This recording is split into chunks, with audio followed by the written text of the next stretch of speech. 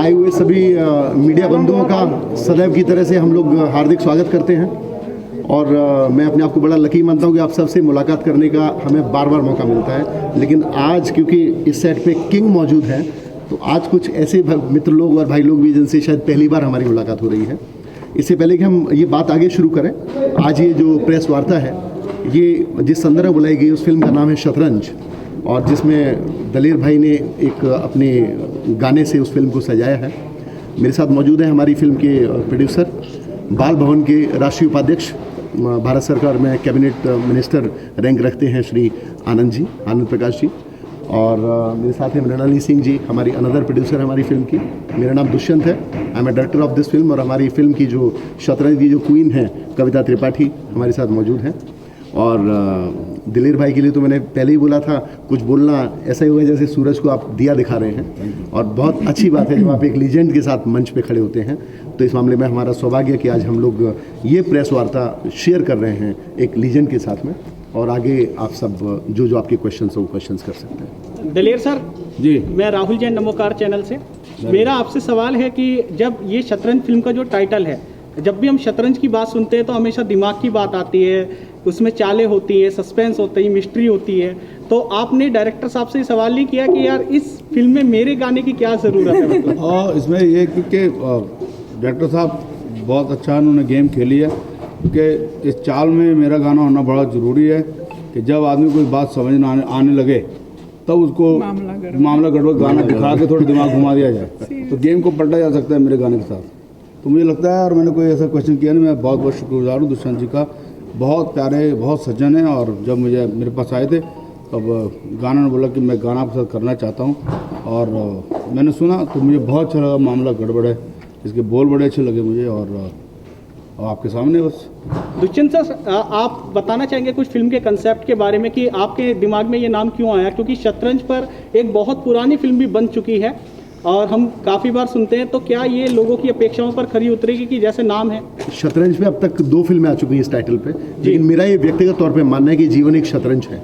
सभी अपने आप में एक किरदार होते हैं, अरबों की जनसंख्या, लेकिन हर किरदार अपने आप में उनकी अपनी समस्याएं, उनकी अपनी एक खुशी है, और हर किरदार अपनी जीवन की जद्दोजहद के लिए संघर्ष करता है और विन करने की कोशिश करता है बैटल को जो वो लड़ रहा है अपने जीवन के लिए।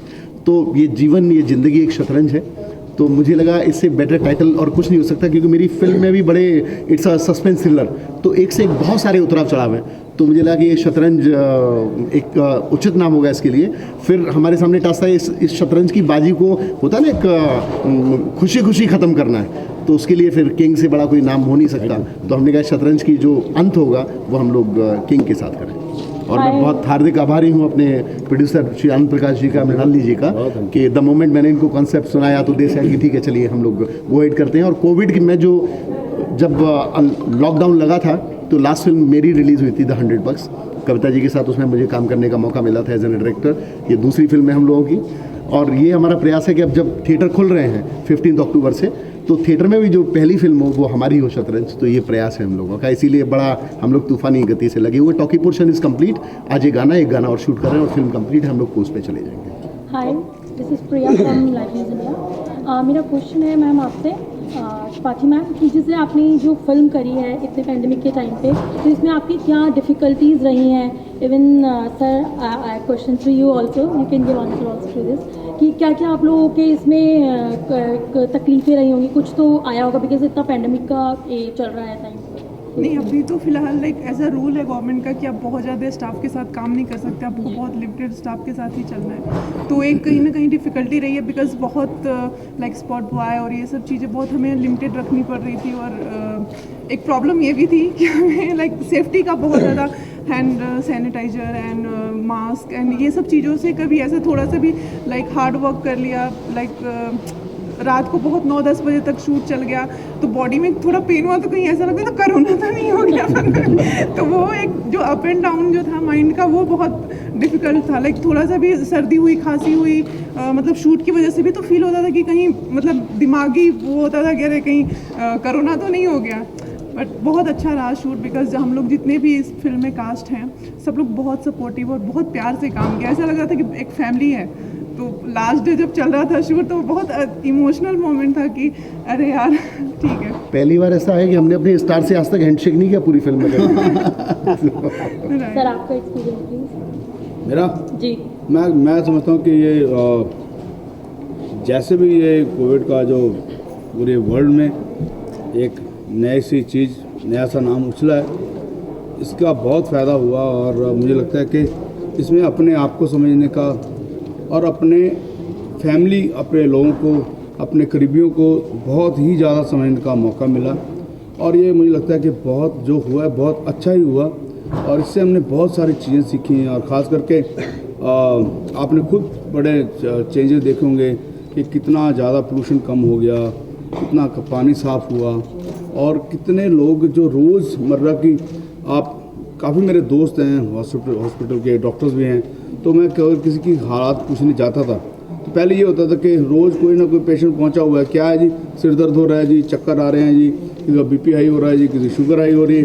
तो ये चीज़ों में बहुत ठहराव आया इसकी वजह से कि लोगों ने खाना सीखा, अपने आप में रहना सीखा, तो बहुत अच्छा था। और बाकी अब आपने देखा कि जैसे थोड़ा बहुत फ्रीडम मिली है, तो वापस से वही सड़कें, वही हाल, वही बुरे हालात।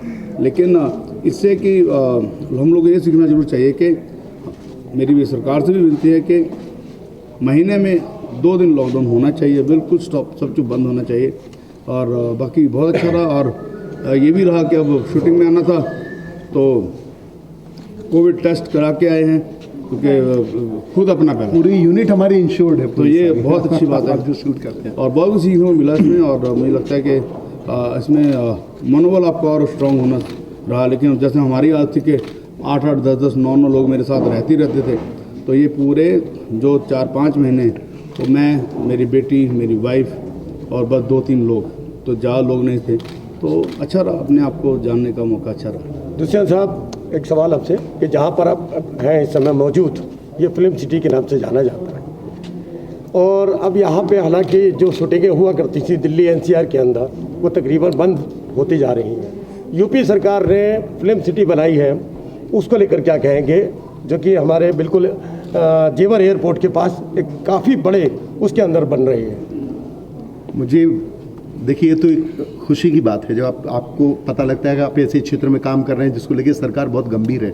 लेकिन इसकी तारीफ़ करने से पहले मैं आपको एक सबसे बड़े दुख और बड़े, मैं चाहता हूं कि एक बड़े उसकी बात बताऊंगा, लज्जा की, कि एंटरटेनमेंट इंडस्ट्री भारत सरकार को सबसे ज़्यादा रेवेन्यू देती है। एंटरटेनमेंट इंडस्ट्री इंक्लूडिंग आप भी उसमें शामिल होते हैं, और अभी तक हम लोग एक अनऑर्गेनाइज सेक्टर हैं, हमें कोई भी सुविधा गवर्नमेंट की तरफ से नहीं है। तो फिल्म सिटी बनना अच्छी बात है, फिल्म सिटी सभी जगह पे है, साउथ में है, इधर ऑलरेडी भोजपुरी इंडस्ट्री है, नोएडा भी है, इसको भी एक्सपेंशन ही हो रहा है एक तरह से देखा जाए तो।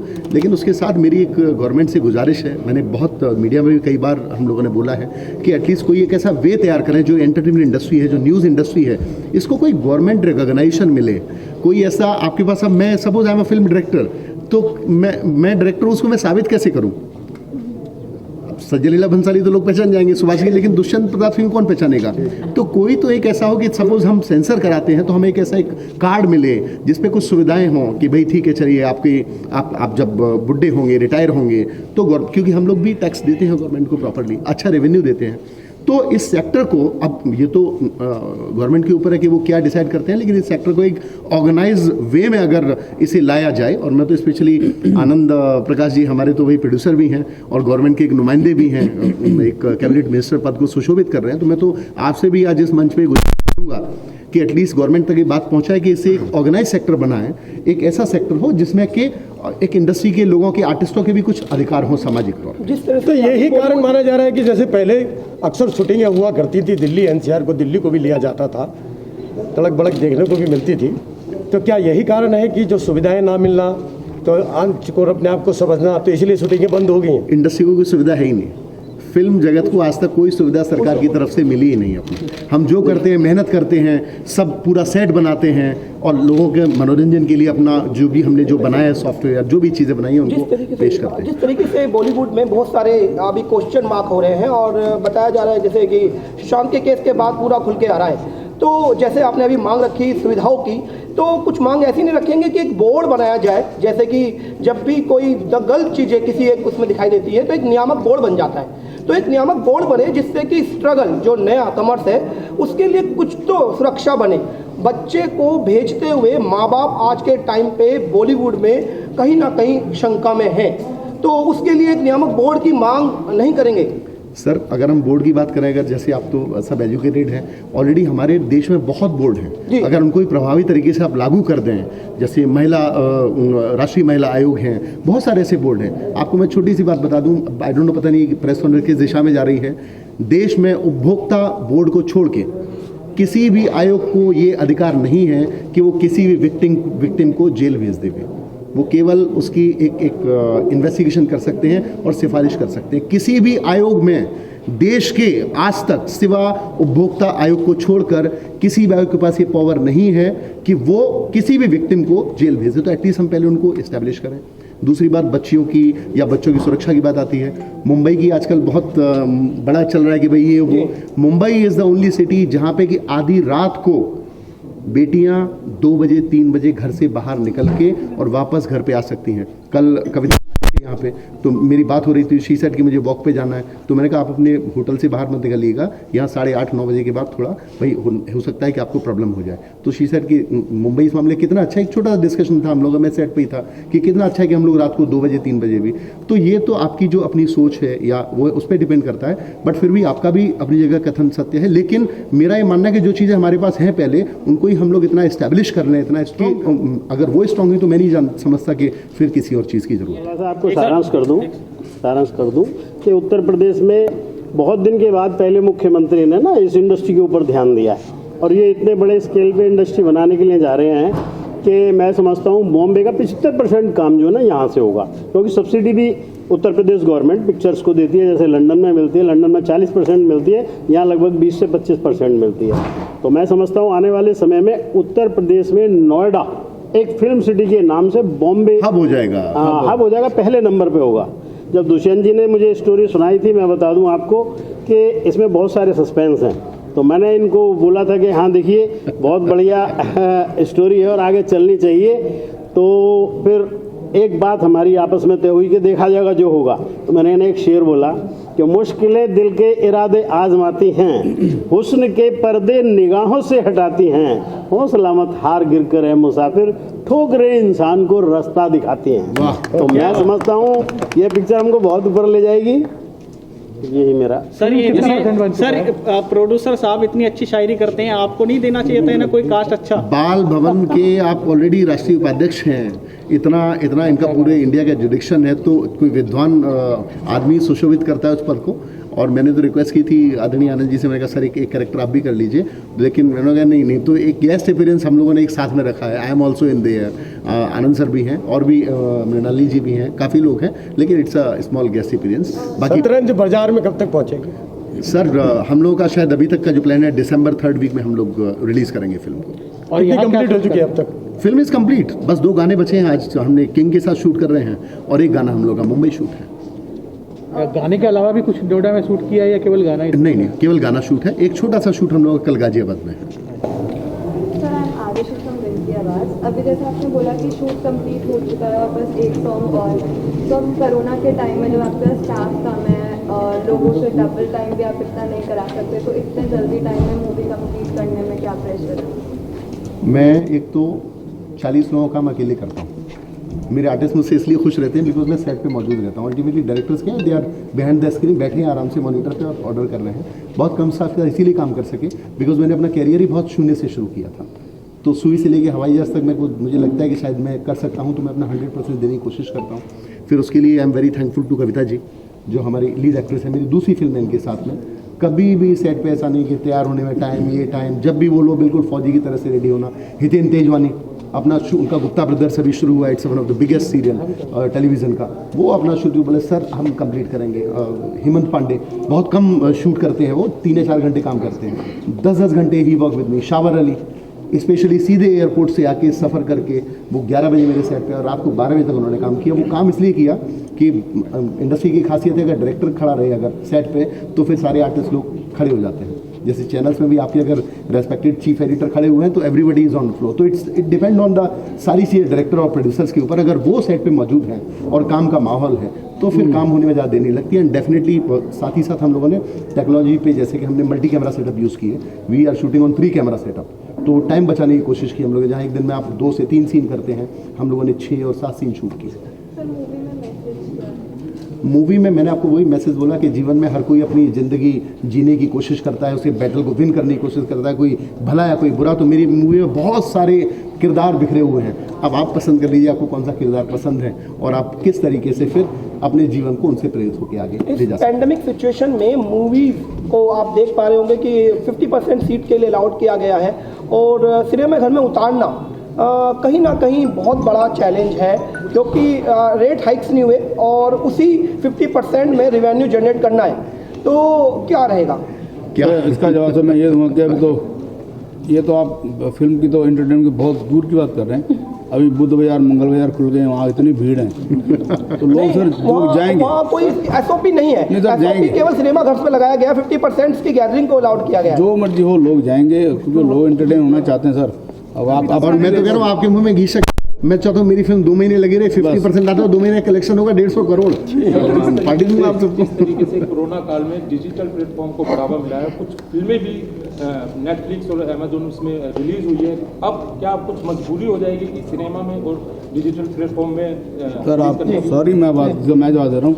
मेरे बहुत सारे अपने मेरे क्लोज रिश्तेदार हैं और जिन लोगों को ऐसे आप कह रहे हैं डिजिटल देख देख के, तो कई रिश्तेदारों के एक तो खास उनकी ऐसी आदत होगी कि देख के ऐसी आदत होगी उनकी MRI ही नहीं हो पाई, अब वो चल नहीं पाते हैं ऐसे मुंडी रख के सर। तो ये डिजिटल जो है वो अच्छी तो बहुत चीज़ है, लेकिन बहुत सारी बीमारियां दे देता है फटाफट। वो सब हमने देखा इन दिनों, बहुत सारे रिश्तेदार जो चल नहीं पा रहे और बहुत सारे अच्छे मेरे दोस्त म्यूजिक डायरेक्टर जो बैठे उनका ये हाल हो गया कि सडनली उठे उनसे चला नहीं जा रहा और बॉडी काम नहीं कर रही है।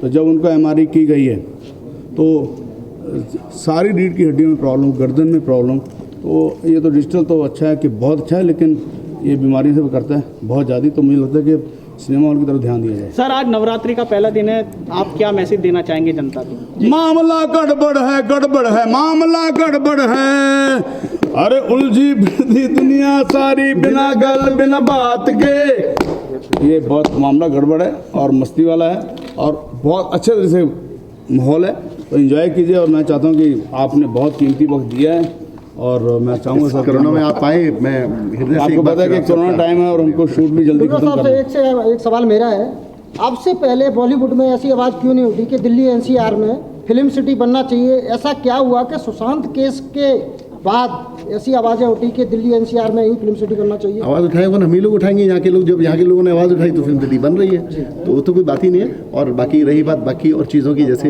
हमारी इंडस्ट्री का कोहिनूर हीरा था सुशांत, अब वो नहीं रहे हमारे बीच में, लेकिन उनकी जो भी इन्वेस्टिगेशन है, पूरे देश ने एक जो प्रेशर बनाया, मुझे लगता है ऐसा सभी के साथ होना चाहिए, गरीब बच्चे के साथ भी होना चाहिए। और ये अच्छी बात है, एटलीस्ट कोई भी शुरुआत हो एकजुटता और यूनियन की, तो वो एक अच्छी बात है। और मेरी पूरी संवेदना उनके परिवार के साथ, हम लोग खुद चाहते हैं कि उनको जस्टिस मिले, उनको शांति। क्या सर आपको लगता है कि उनको सुशांत जी को जस्टिस मिलेगा?